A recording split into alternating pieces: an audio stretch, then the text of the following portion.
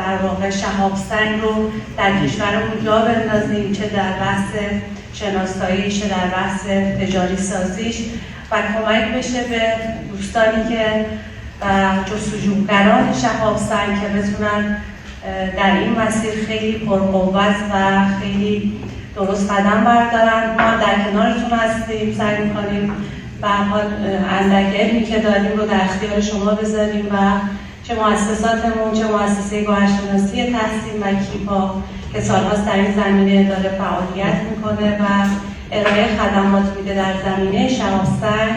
در کنار شما دوستان و در خدمت شما دوستان هست، چه در بحث شناسایی و چه در بحث برگزاری دوره‌های آموزشی ما در خدمتتون هستیم. امیدواریم بتونیم در این مسیر و در پیشبرد اهداف